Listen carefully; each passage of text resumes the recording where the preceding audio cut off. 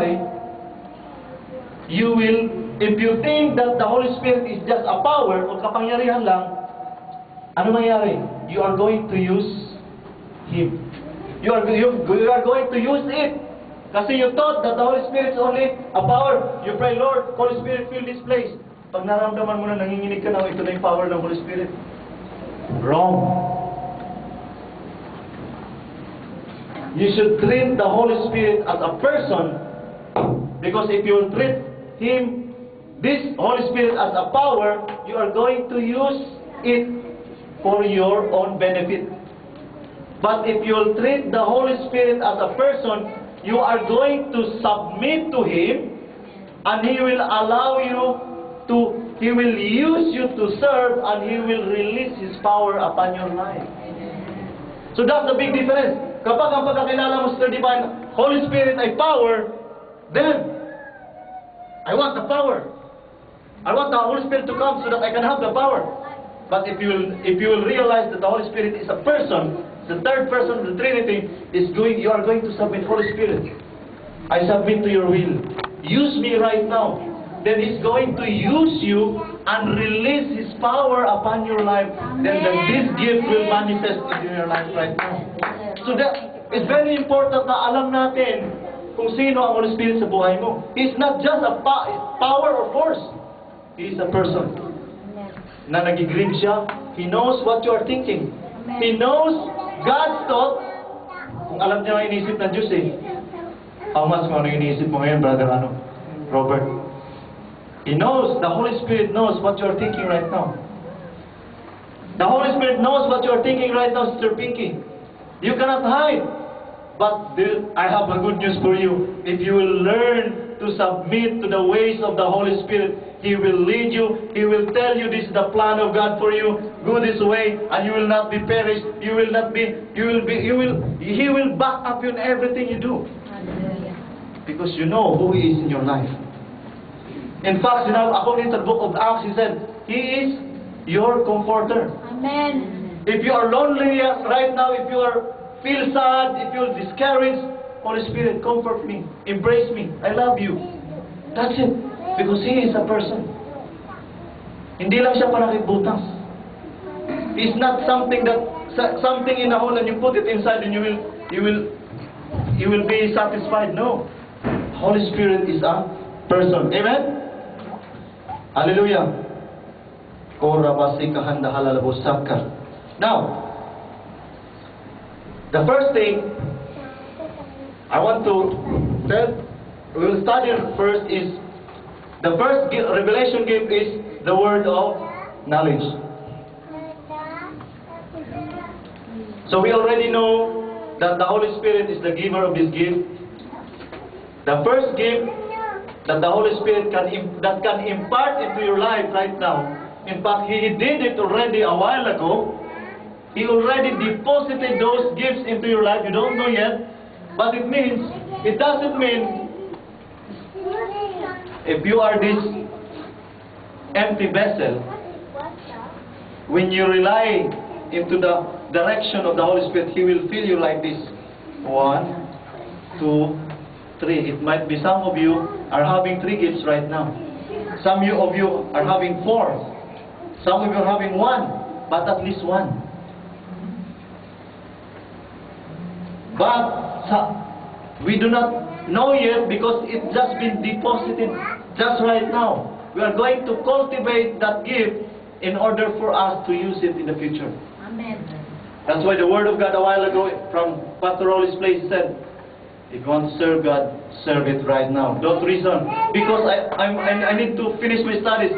When she finished her studies, I need to find a work. When she found a work, I need to have a husband, to have a wife. And after, when they have children, I cannot serve when I have children. When I will going to retire, then I will serve you. But when he's going to retire, he's dying. How can he serve? Hello? So, marami ho tayong mga reason. So, the word of knowledge, ito, gusto kong makinig kayo ng mabuti.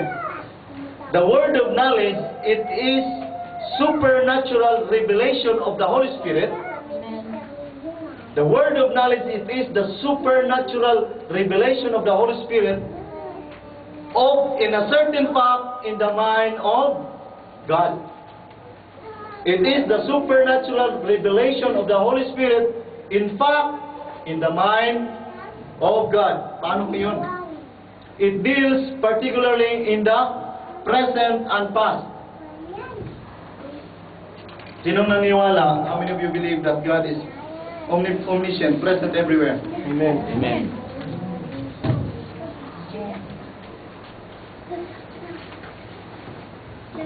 A word of knowledge is going to give you a fragmentary part of the knowledge He has that He wants to share it with you. Maintindihan niyo, Pastor? English yun.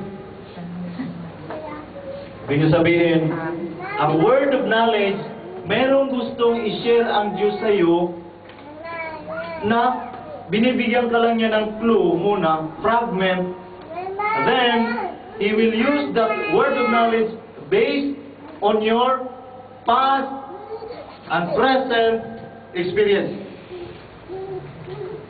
For example,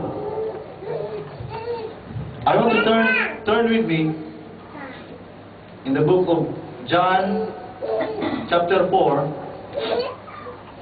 verse 15.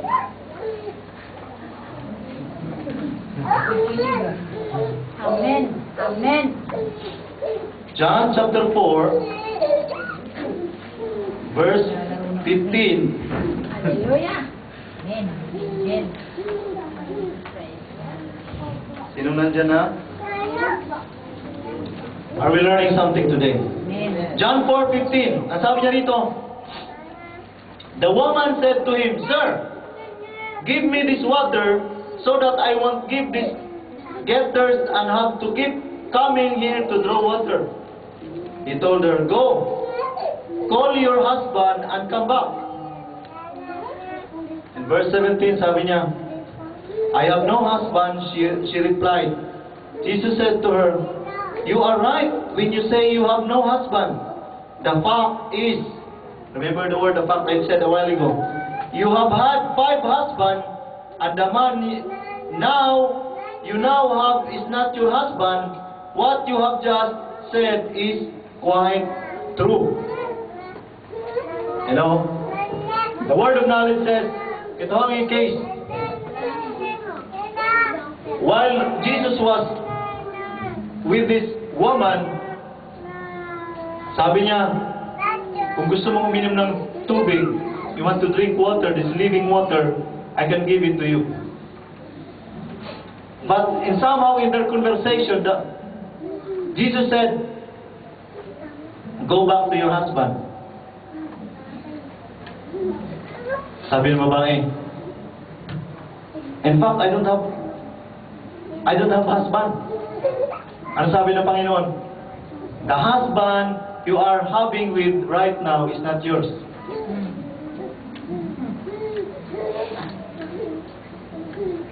Oh. Tagalog pa, sabi ng babae,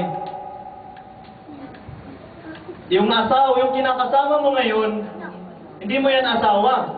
In fact, panglimang kinakasama mo na yan. Bumalik ka sa asawa mo, original. Hello? Then what does the woman reply? She said, It seems you are a prophet. No, it is the gift of revelation, the gift of knowledge, word of knowledge.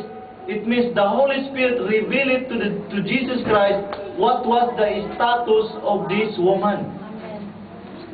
You and I need this gift in order for us to minister outside effectively.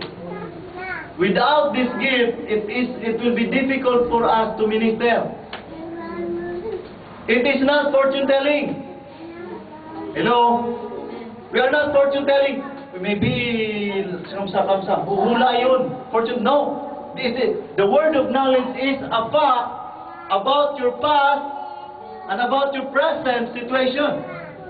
That's the word of knowledge.